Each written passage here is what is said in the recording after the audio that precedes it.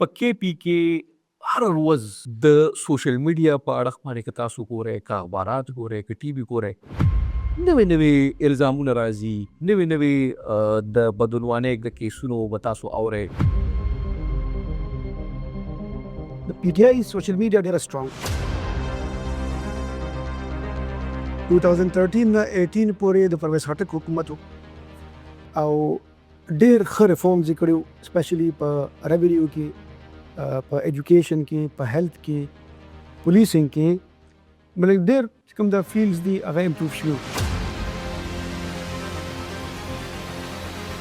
چې کله 2018 کې راغله فیډرل ګورنمنټ رالو او بیا دلته کې پروونشل ګورنمنټ راغله، نو بیا ډیر کمزور وزیر اعلی جوړ شو.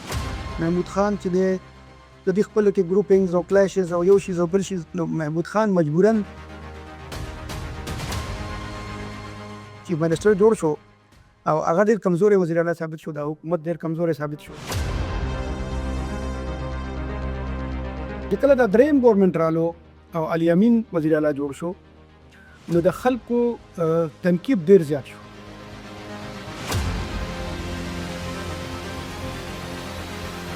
تنقیب دا چې په سوشل میډیا باقاعده خلکو د کرپشن خبرې شروع کړي چې یاره په فلاني ډپارټمنټ کې کرپشن کیږي، په فلاني ډپارټمنټ کې کرپشن کیږي، سکینډل راوتی په سوشل میډیا او په میډیا باندې. دلته د سټي پریزیډنټ دی، هغه یو ډېر سیریس الیګیشن ولګول چې یاره 170 کروڑ دلته کې څه ریګولاریټیز شوي دي او څه سرټن ټیکداران کې دي هغه پکې انوالو شوي دي. او مطلب چې کوم د دې مین چې کوم سټیک هولډرز دي LPAs MNAs هغه په دې بایپاس شوي. دا پیسې دا د حکومت نه دي، دا د LPA MNA نه دي، دا د عام سړي پیسې دي. د ورلډ بینک پروجیکټس دي، د ډیولپمنٹ فند په مد کې صوبې له مختلف قسمه فنډینګ ورکړي کی، هغه فنډینګ په ټایم باندې یوټیلایز نشي، هغه د دې نه لیب شي یا په هغې کې خورد برد شي. آیا تا باندې به څوک اعتبار کړي چې تاله به بیا خلک لون درکړي د ډیولپمنټ یا فنډینګ به درکړي؟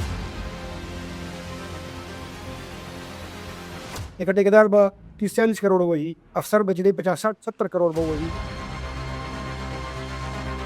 बल खलक चले आ रही 2-3 अरब रुपए वही, और अब वो बेचारा बस 10% 20% बजे में कम मजान बखलास या यो मैच तो बजे लोग हम मजान बखलास सख्त सदागानी पकार दी और रिकवरी 100% पकार दा अलग अलग सिस्टम टिकी.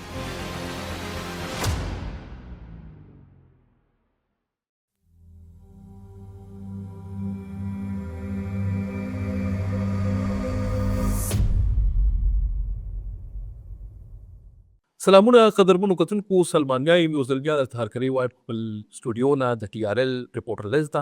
نن بیا ناست یو راسره خپل ملګری جرنلسټ جاوید عزیز خان هم ناست دی. جاوید عزیز خان یو ځل بیا په خیر راغلی. زموږ نننی ټاپک چې دی په خیبر پختونخوا کې د حکومتي نظام او ترقیاتي منصوبې او دلته چې کوم حالات دي په دې باندې خبرې دي. جاوید خان که دا راته ووایې چې په KP کې هر ورځ د سوشل میډیا په اړه باندې که تاسو ګورئ، که اخبارات ګورئ، که ټي وي ګورئ، نوې الزامونه راځي، نوې د بدعنوانۍ د کیسونو به تاسو اورئ. په کوم نظر ورته ګورئ دې شیزونو ته؟ ګوره چې زه چې ګورم د دې دا دریم کنزیکټیو ګورنمنټ دی 2013 نه 18 پورې د پرویز خټک حکومت او ډیر ښه ریفارمز یې کړي، سپیشلی په ریونیو کې، په ایجوکیشن کې، په هیلث کې، پولیسینګ کې، بلکې ډېر چې کوم دا فیلډز دي هغه امپروف شوي او خلک دا ګڼي چې دغه یو مین ریزن و او د هغې سوشل میډیا باندې ډېر ښه پروجیکشن شوی. د PTI سوشل میډیا ډېره سترونګ ده او دې چې دی مطلب هغه شیزونه ډېر ښه پراپرلی پروجیکټ کړه. نو بیا خلک دا وایي چې 2018 چې کوم ګورنمنټ راغلی او د هغې کې د دغه حکومت د پرفارمنس یو ډېر میجر رول چې یاره خلک ته خوشحاله و چې یاره په دې 15 کالو کې په KP کې چې کوم کارونه وشو په ډېر مشکل دی چې مخکې چېرته شوی. خو چې کله 2018 کې راغله فیډرل ګورنمنټ رالو او بیا دلته کې پروونشل ګورنمنټ راغله، نو بیا ډېر کمزوری وزیر اعلی جوړ شو. محمود خان چې دی د دې خپلو کې ګروپینګز او کلیشز او یو شیز او بل شیز، نو محمود خان مجبوراً چیف منسټر جوړ شو او هغه ډېر کمزوری وزیر اعلی ثابت شو، دا حکومت ډېر کمزوری ثابت شو. مختلف ایشوز هغه وخت نه سټارټ وو.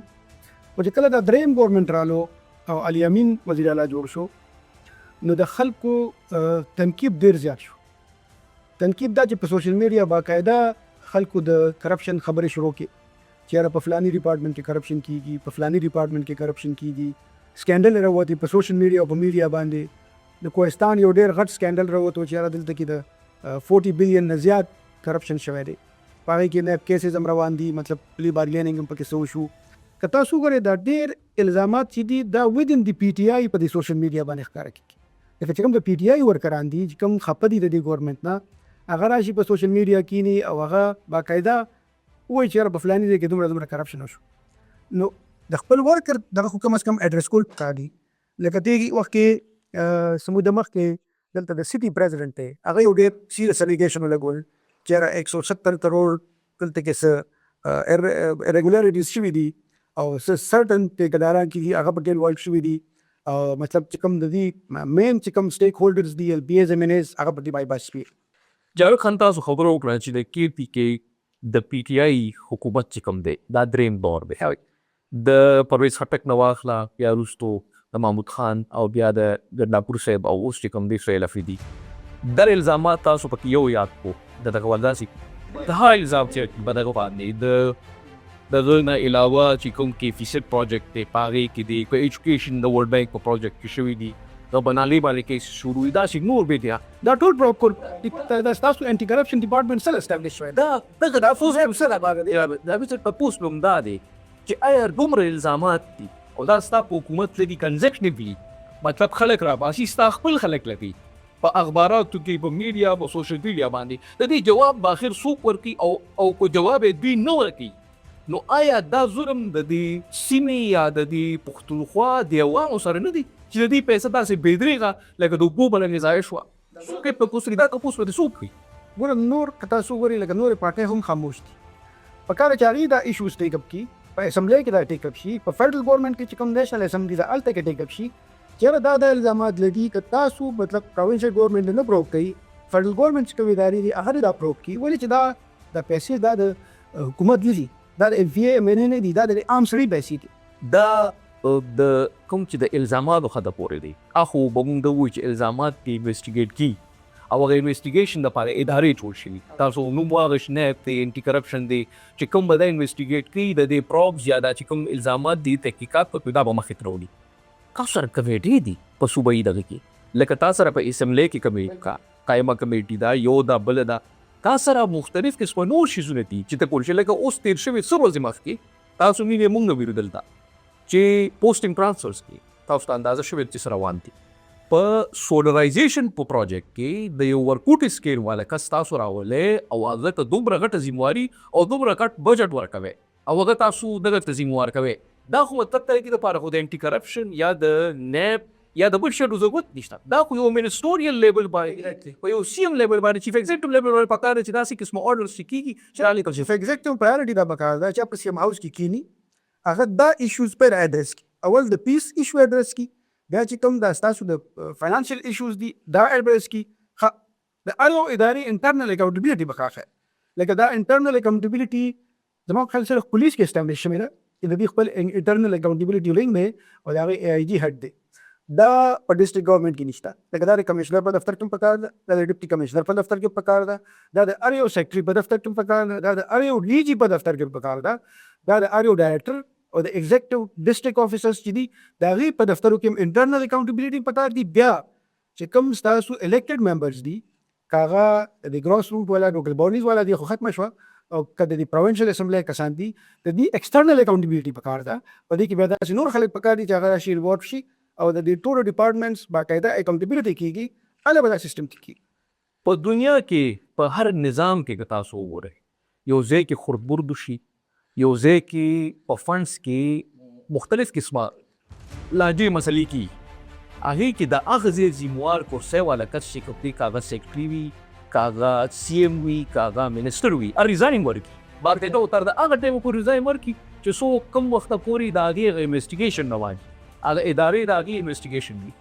په پښتونخوا کې مونږ وکتل بلکې تاسو وینئ چې دلته په روانو حالاتو کې زه دا خبره وکړم بي آر ټي وه د دې چې کوم څومره پروجیکټ شوي دي په دې باندې دا اوس هم سټیل انډر سکروټني دي، اوسه پورې دې فیصله راغله. دریم دور دی آیا دا به تر کومه پورې رواني دا انټینشنلی د صوبې سره کېږي لګیا دي.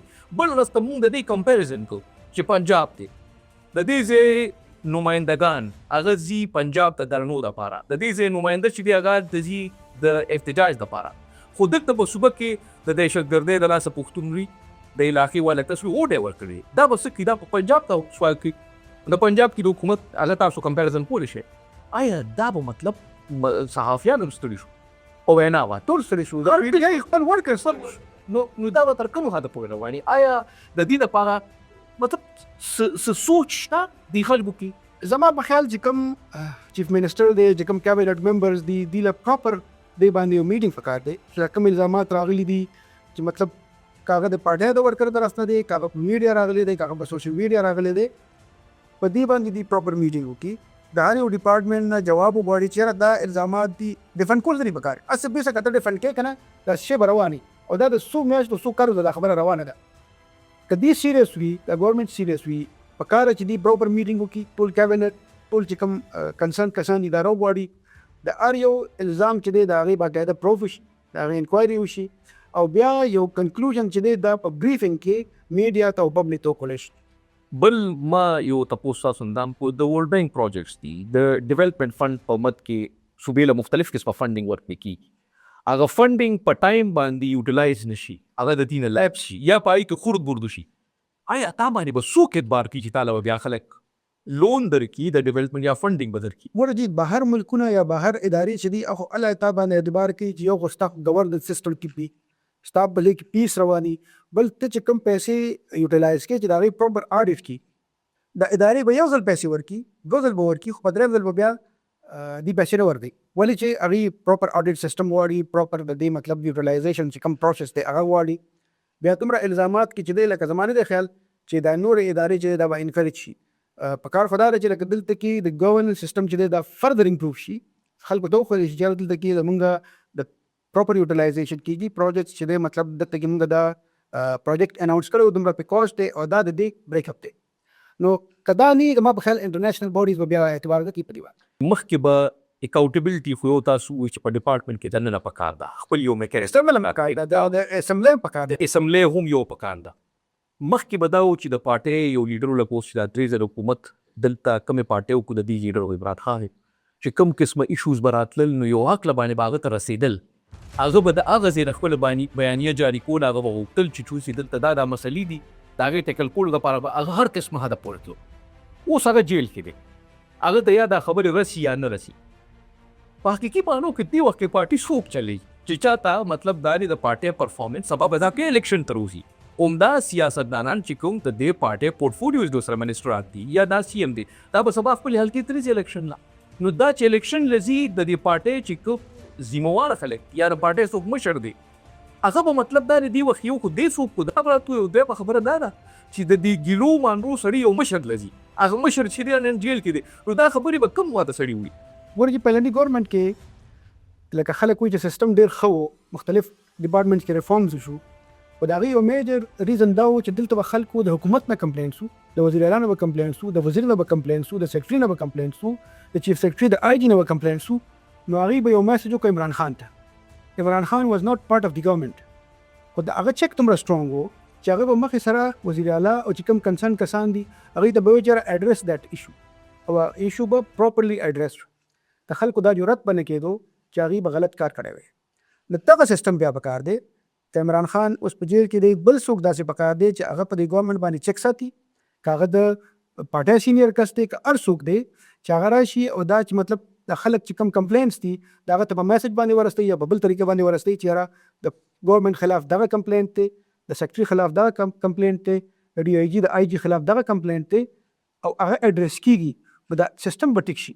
ادروایز زما نه دی خیال چې دا خلک چې دي لکه دا به ټیک شي او دا سیسټم امپروو به شي، همدغه خبرې به روانې، الزامات به روانې، څو پکې حقیقت وي څو پکې دروغ وي او سفر کېږي به د کې پي او د کې پي خلک. په دې اخره کې کراته یو صرف بل چې کوم ما غوښتل ډېر ځله مې ذهن کې رال دا سوال په اخره کې راغی، دا د پلی بارګین والا چې کومه لوبه ده که 500 کروڑ روپۍ ووهه 50 کروړه ورکړه نورې جیب کې واچو پلی بارګین نه سره وکړه. دا د دنیا په کوم ملک کې جایزه ده؟ تاسو ته ما وایي چې لکه 1500 چاوله دي په کار چې دونه ریکوري 1500 وشي. زما مقصد د خبرې دا دی چې دا لکه دا پریکټس چې کوم دی لکه دا د دنیا په کوم ملک کې چې ته د یو ملک د یو غریب عوام د هغې د ټیکسونو پیسې، د هغې د خولو، د هغې د وینې د څرمنو نه ایستلې شوې پیسې چې کومې دي هغه ته وخوره، که 80 کروړه دي او که 100 کروړه دي او که یره به دي، او بیا ته مطلب هغې کې د مالګې په حیثیت واپس ورکه او ته خلاص وي. لکه د دې لپاره څه میکانیزم نه دی پکار. میکانیزم دا پکار دی چې څومره پیسې والے شوي دي دا به ریکوري کی 100%. بل پنشمنټ به ورکړی کی، ورته پنشمنټ نه بغیر دا خلک نه ټیپ کی. لکه بیا خو به داسې چې لکه هر یو کس به وایي چې را 100 کروړه 50 کروړه 100 کروړه دا هر چا خپل وس دی. لکه ټیکدار به 30-40 کروړه وایي، افسر به چې دی 50-60-70 کروړ به وایي، بل خلک چې دی هغې به 2-3 ارب روپۍ وایي، او بیا به وایي چې بس 10% 20% به جمع کوم موازن به خلاص کړم، یا یو میاشت تو به جیل وخم موازن به خلاص کړم. سختې سزاګانې پکار دي او ریکوري 100% پکار ده. هله به دا سیسټم ټیک کړي. ډېره مننه جاوید خان. قدرمنو کتونکو تاسو زموږ نن تیز او توند باسم واورېده. غوښتم چې په هغه اړخونو باندې خبرې وکړو چې کوم دې وخت کې په پښتونخوا کې ډېر مهمه او اهم اړخونه دي. په دې هکله چې ستاسو به زموږ باس خوښ شوي وي.